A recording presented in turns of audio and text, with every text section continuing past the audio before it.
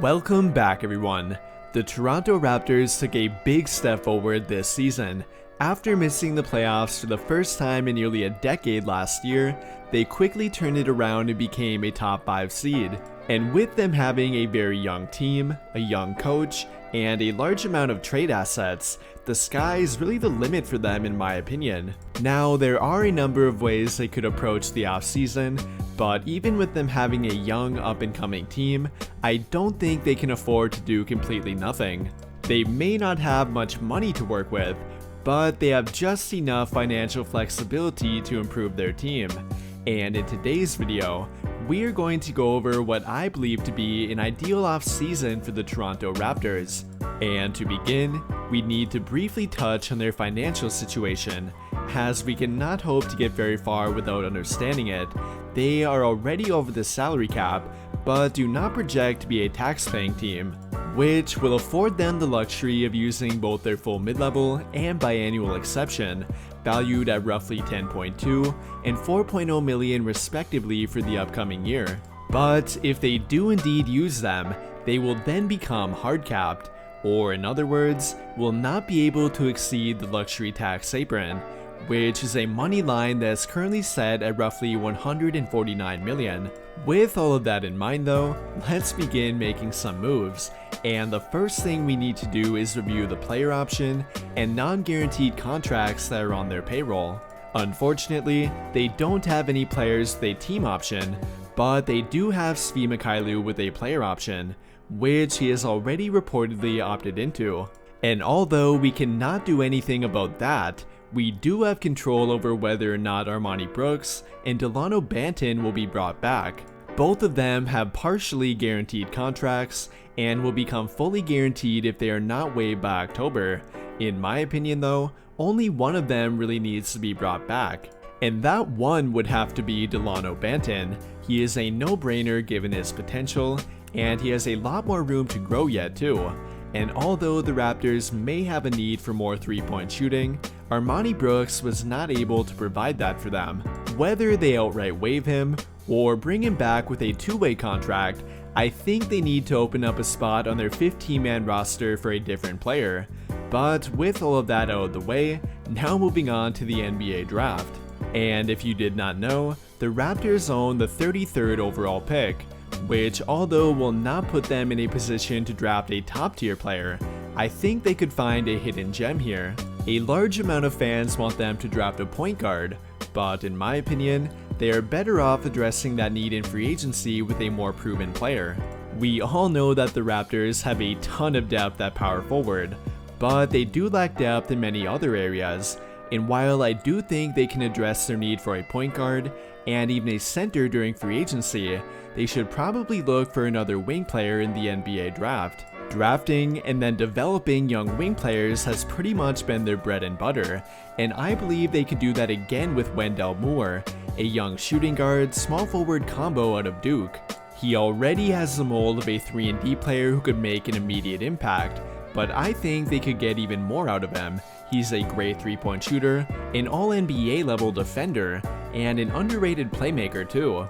In addition to that, he would provide them with a backup plan on the wing in case OG Anunoby eventually demanded a trade, which according to rumors, could very well be a possibility.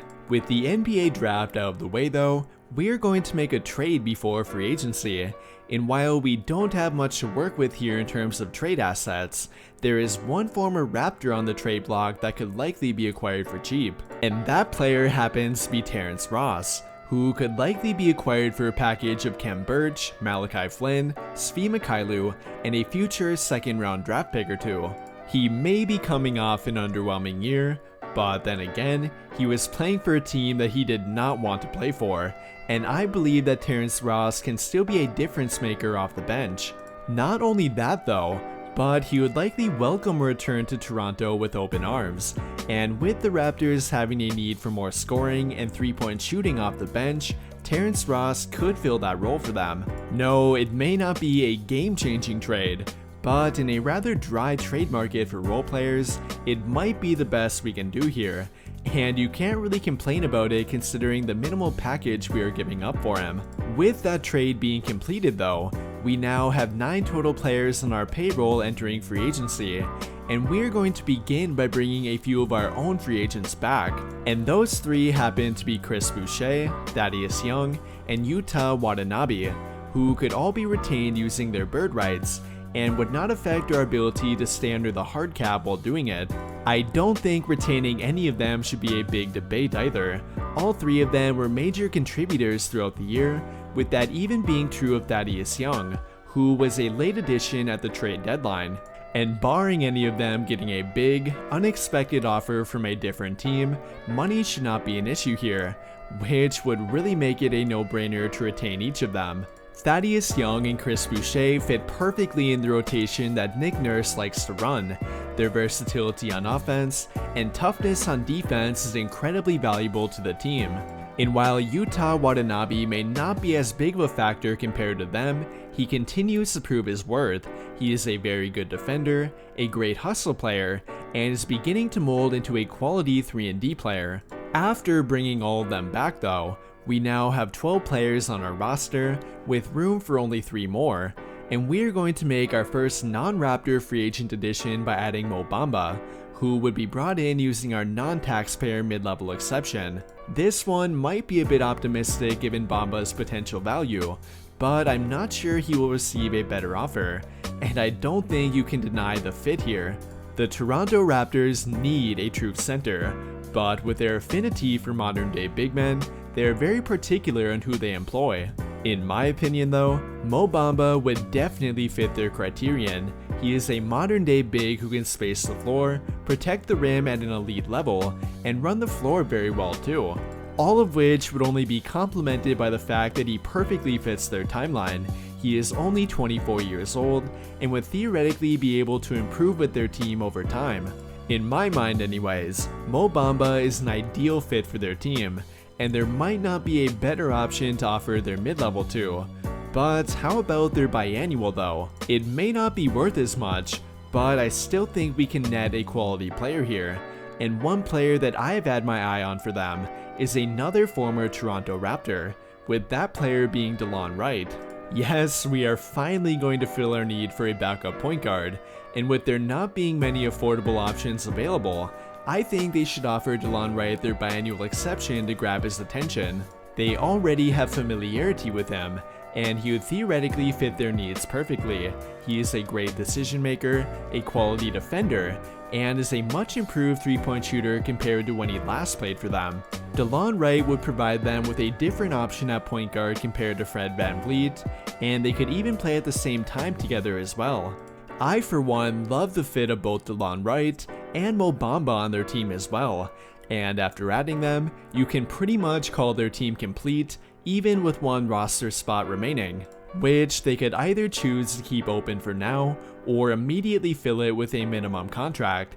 Maybe they could get lucky here with a wing player like Daniel House, but more likely than not, they will probably keep it open to fill later on. With all of that being said though, that will conclude my ideal offseason for the Toronto Raptors. And what do you guys think? Do you think it's perfect? Or what might you change about it? Let me know your thoughts by commenting down below and we can talk about it there. That will do it for this video though. Big thank you to those of you who took the time to watch until the end of this video, and until the end of all of my videos in general. I really hope you enjoyed it, and if you did, be sure to drop a like on the video, subscribe to the channel if you have not already, and turn on notifications to get notified right away when I drop a new video. But as always, thank you for watching and have a great day.